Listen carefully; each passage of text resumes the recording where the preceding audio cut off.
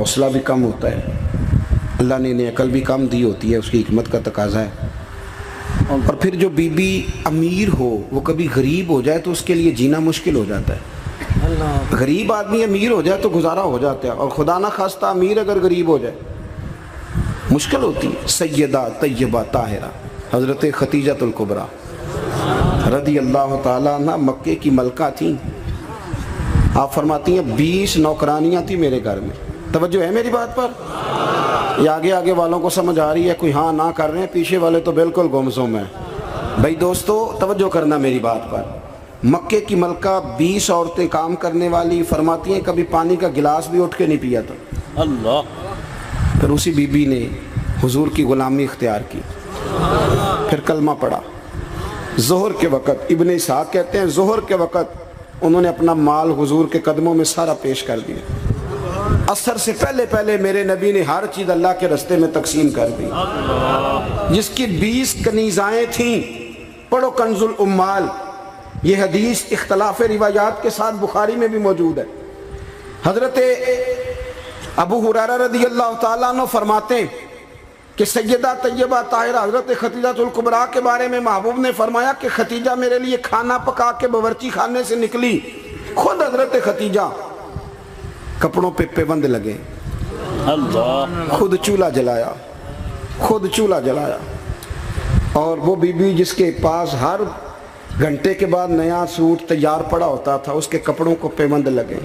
جیم جان دا کچھ وسا نہیں، جان یار نو دے تے شاد ہو جا، اس سے دل دے ہیں فساد سارے، دل دلبر نو دے تے آزاد ہو جا، جو رکھے آباد تے رو وسدا، تے جدوں کرے برباد برباد ہو جا، جدوں کرے برباد ہاں پھر برباد بھی ہو۔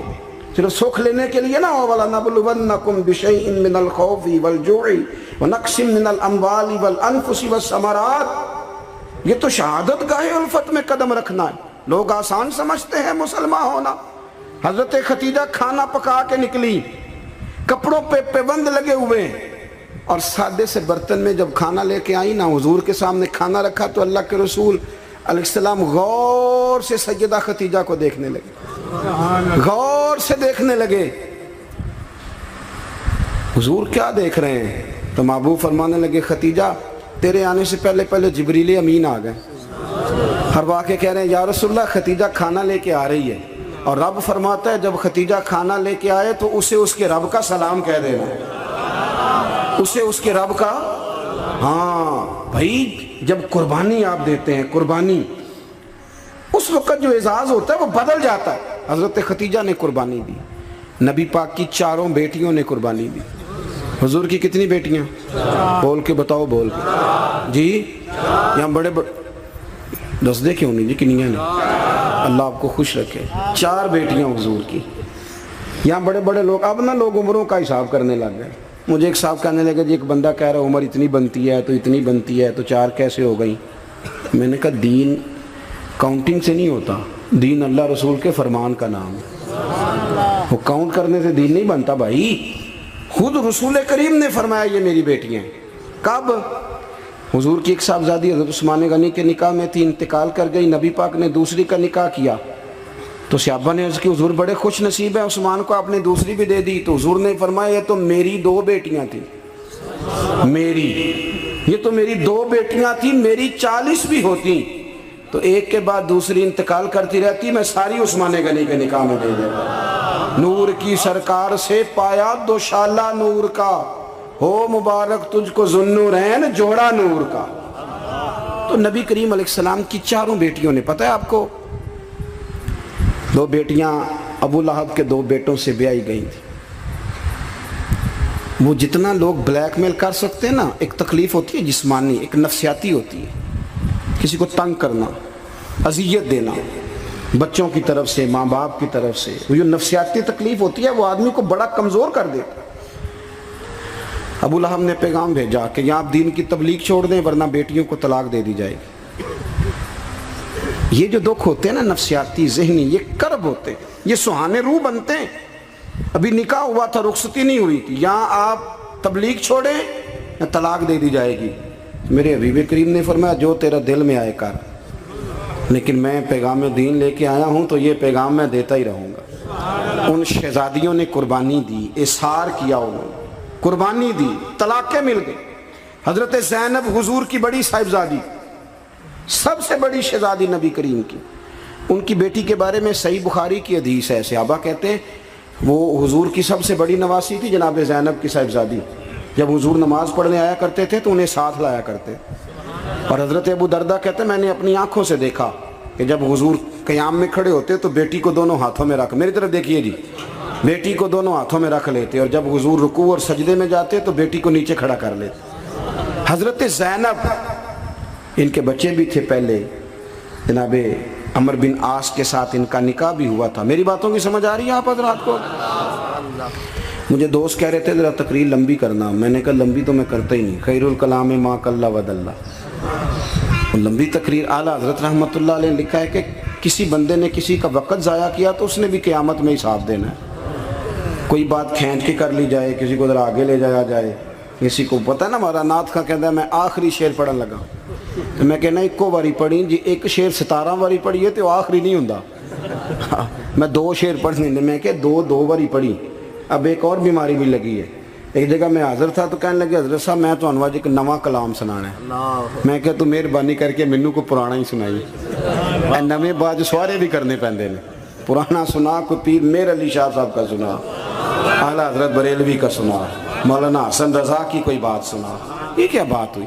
آمدام برسر مطلب جناب زینب گھوڑے پہ بیٹھی تھی، حبار بن اسود، حضرت زینب کے پیٹ میں بچہ تھا۔ ہمارے ہاں نا مکھی ماری جاتی ہے، حضور کے سارے خاندان نے قربانی دی ہے، سارے خاندان، توجہ رکھنا بات پر۔ جناب زینب کے جسم اطہر میں اولاد تھی، بچہ تھا۔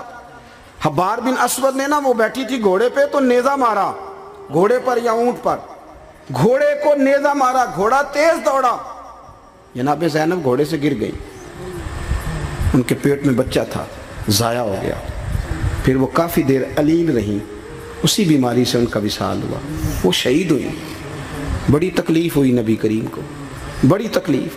فتح مکہ کے موقع پر نا حبار بن اسود کلمہ پڑھنے آیا، سیرت ابن حشام والے کہتے ہیں جب وہ آیا تو اس نے چہرے پہ کپڑا رکھا ہوا ہے، نبی کریم علیہ السلام کی بارگاہ میں حاضر ہوا تو حاضر ہو کے نا عرض کرنے لگا یا رسول اللہ صلی اللہ علیہ وسلم کو بہت بڑا دشمن بھی آئے تو معاف کر دیتے ہو؟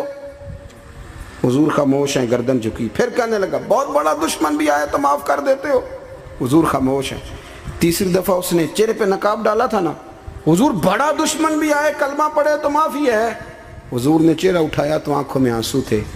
حضور فرمانے لگے حبار یہ چہرے سے کپڑا ہٹا، بیٹیاں بھولا نہیں کرتی، تو کلمہ پڑھ میں تجھے بھی معاف کرنے کو تیار۔ بیٹیاں بھولا نہیں کرتی، تو پڑھ کلمہ۔ پورے خاندان نے قربانی، پورے۔ حضرت سیدہ فاطمہ الزہرا سے کسی نے پوچھا تھا بی بی صاحبہ دین کے لیے سب سے پہلے آپ کو کب تکلیف اٹھانی پڑی؟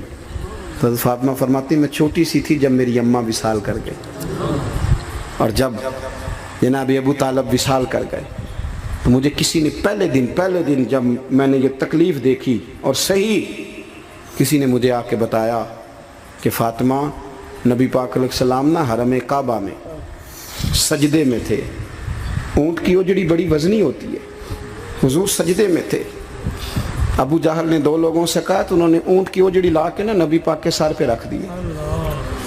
حضور علیہ السلام ساری قوتوں کے مالک ہیں، لیکن بظاہر حضور سر اٹھاتے ہیں تو تکلیف ہوتی ہے۔ فاطمہ نہ ابو بکر صدیق مکے میں ہیں نہ مولا علی موجود ہیں، تو آپ چلیں گی؟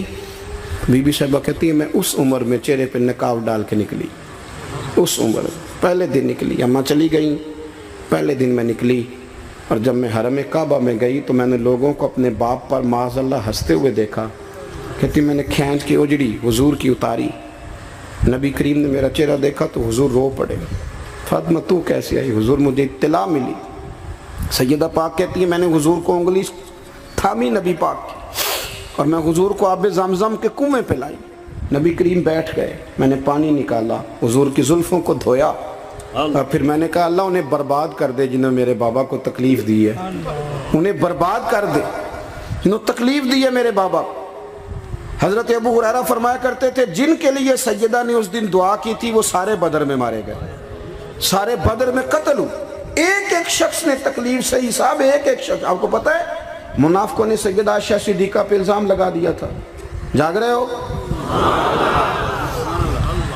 سیدہ طیبہ طاہرہ حضرت عائشہ صدیقہ رضی اللہ تعالی عنہا، حضور فرماتے ہیں عائشہ تیرے ساتھ نکاح سے پہلے جبریل تیری شکل مجھے دکھا کے گئے تھے کہ محبوب رب اس کے ساتھ آپ کا نکاح کرے گا.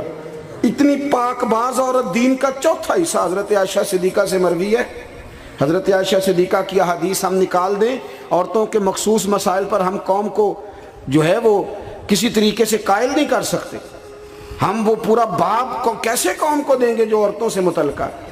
لیکن آپ کو پتہ ہے منافقوں نے سیدہ عائشہ پہ الزام لگا دیا تھا. الزام تو 1 منٹ لگتا ہے. کسی شاعر نے کہا تھا کہ مخلوق پتہ کیا کرتی ہے، کعبے کے اندر سے مٹی لے کے بت بنا کے اللہ کا شریک بنا دیتی ہے. اور وہ کہنے لگا تم اپنے الزام کو کیا الزام سمجھتے ہو؟ لوگ تو جناب مریم پہ بھی الزام لگا دیتے تھے کہ تو یہ بچہ کہاں سے لے آئی ہے.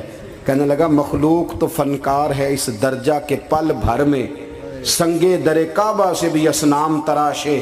تم کون ہو، کیا چیز ہے داغ کبابی، لوگوں نے تو مریم پہ بھی الزام تراشے.